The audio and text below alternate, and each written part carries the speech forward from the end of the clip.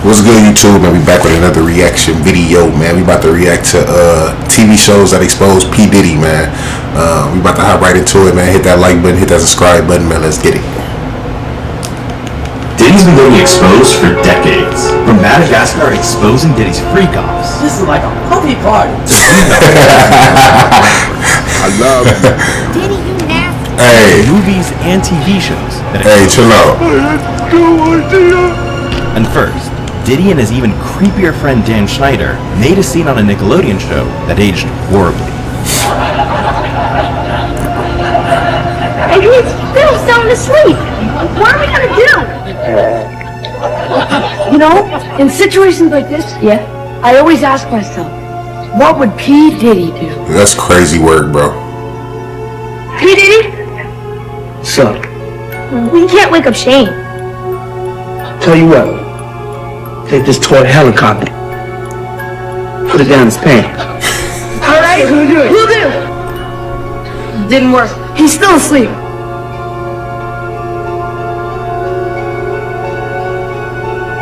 Try this. Shall I? By all means. Now next Yeah, up, that's crazy what if I work, told you bro? one of the characters in the Madagascar movie is based on Diddy, and nobody noticed it for 20 years. See, in 2005, Chris Rock, who's a famous comedian and has mutual friends with Diddy, signed on to voice the zebra in Madagascar.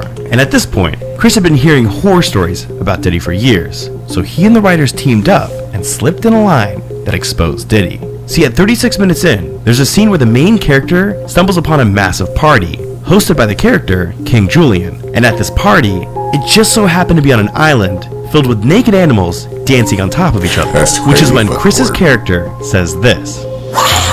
This is like a puppy party.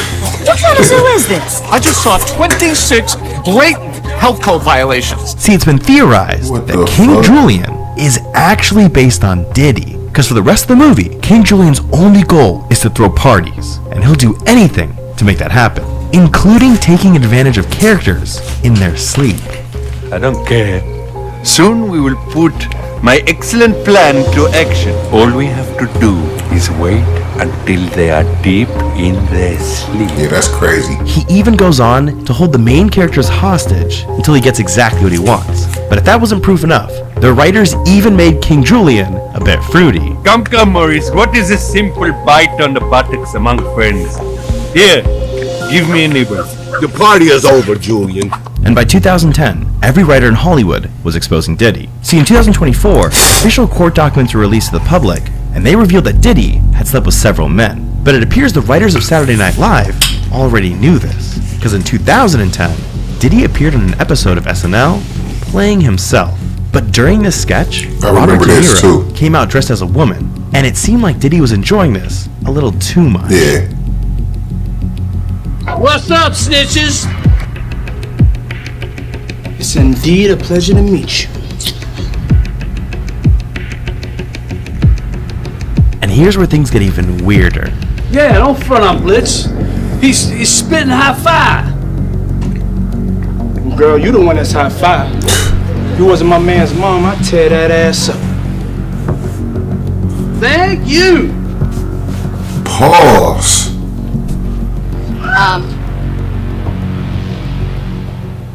Now next up, we gotta talk about the show Hawaii Five-0, because they predicted Diddy would end up in prison 15 years ago.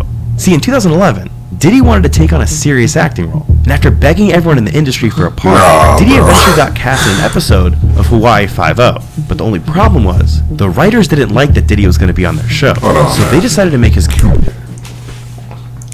I remember that scene too, and I forget what. But back then, they used to put little shit like that in our cartoons. But we had brushed it off. They had just put it in our face and we had just blow it off type shit.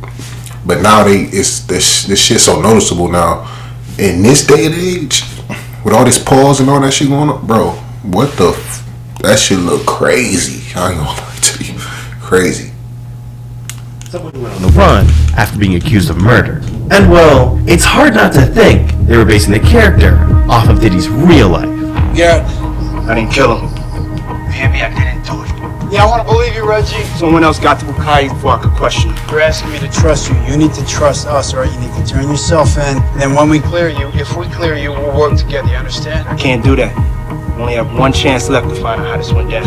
Hold up, Reggie, you gotta think about your kid right now, okay? What in the hell you think I'm doing this for? If I don't put an end to this now, Kevin will never be safe. Hey, you can't raise your kid from a prison cell. Now that wasn't the only time Diddy was exposed in 2011, because the TV show Supernatural exposed Diddy's sex addiction years ago. See, when the accusations about Diddy started to pour in, the world started to learn about the term freak-off, which is what Diddy used to describe his secret parties that involved some of the most horrifying things imaginable. And in the moment, it seemed to catch everyone by surprise. Well, not everyone, because over 13 years ago, the writers of Supernatural dropped a line in about Diddy's freak-offs. And on top of that, they also decided to slip in a line during an episode exposing Diddy's dark side. So what kind of thing likes virgins and gold? P.Diddy? Now look, when TV show Exposed, Crazy if you word. date one of Diddy's ex-girlfriends, you're gonna end up dead. See, when court documents were released earlier this year, it was revealed that Diddy was in a relationship with Cassie, and that they hit a rough patch back in 2012. And when the two of them went on a break for a few weeks, Cassie started fooling around with a famous artist, Kid Cudi. But when Diddy found out, he was ready to kill Cudi. Tried to burn his So car. Diddy and a group of men found Cudi's car, and allegedly threw a Molotov cocktail inside, blowing it up. Facts. Luckily though, Cudi wasn't in the car. But not only that, later the same year, Diddy filmed a scene for the show Blackish, and that's when things got a little too close to reality. Because Diddy played a gangster who gets jealous of his girl hanging out with another man. And well, knowing what we know now, it's clear in this scene, Diddy wasn't acting at all. What you doing? Trying to make time with my girl? And I'm sorry, Mr. Saru. And all my girls. And if I ever see you talking with my girls again, I'm gonna fill that belly with lead. And you go pedal some ice. Ass boy.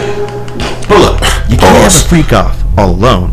And the writers of The Simpsons realized this too. Because The Simpsons not only tried to warn us about Diddy, but also the people that go to the white parties too. See, for years, The Simpsons have been predicting some of the biggest events in history, like Donald Trump's presidency, the global pandemic, and even the winners of the Super Bowl. But when it came to Diddy, they weren't making a prediction, they were straight up exposing Diddy. Because in 2017, the writers of The Simpsons had never been to a Diddy party, but had heard horror stories for years.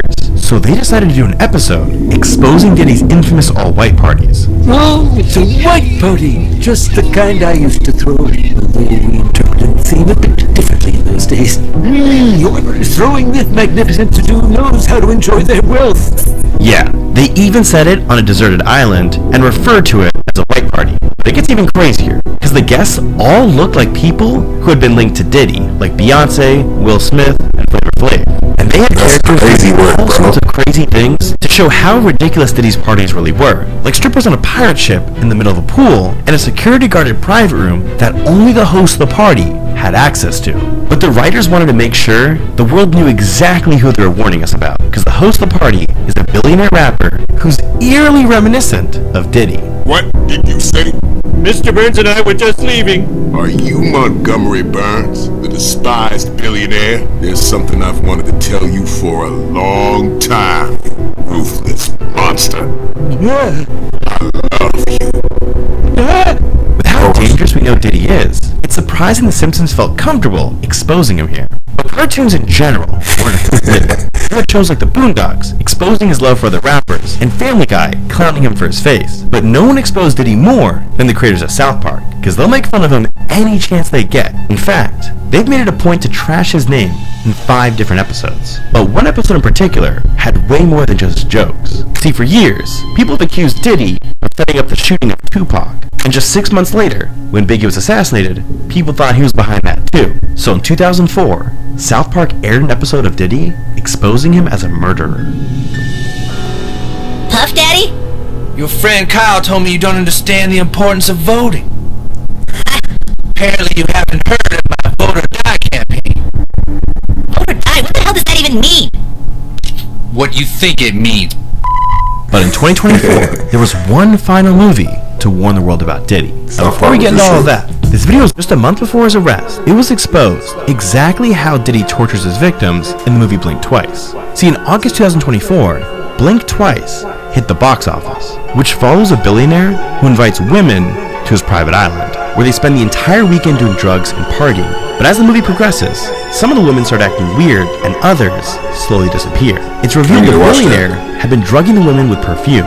Now this movie was made before any of the news about Diddy broke, including the recent news about Diddy allegedly using baby oil to drug his victims during freak-offs. But how could the filmmakers have known about this? Well, when you look into who directed the movie, it all starts to add up. Because as it turns out, Zoe Kravitz, the daughter of legendary musician Lenny Kravitz, was the director. And if you look into Lenny's past, you'll find that not only did he party with Diddy all the time, but they even made music together. So it all makes sense that Zoe, who spent her entire life around her father, would know all of Diddy's secrets. And Zoe's not the only one who started to speak out. Diddy's entire empire has begun to crumble. It's hard to say exactly how Diddy's trial will go in May, but one thing's for sure, every secret he's got isn't going to be so secret for long. Yeah, that's crazy work, man. That's really crazy for real. If you enjoyed that, man, hit that like button, hit that subscribe button, man. Drop some comments, man. Let me know how you feel about that shit, man. It like The Simpsons and the shit. Diddy been exposed for years, bro. Like that shit is crazy, bro. Like, but the thing about me, I don't put nothing on nobody that if I wasn't there, I don't got the facts. So I can't just say he did all that shit. But they've been saying this shit for a long time, you know what I'm saying? And I be thinking like, damn, did he really do this shit? I be wanting to know. But I guess shit, we'll find out sooner or later, I guess. For real, we had never really know. But hit that like button, hit that subscribe button. I appreciate y'all. Y'all stay tuned, and we out.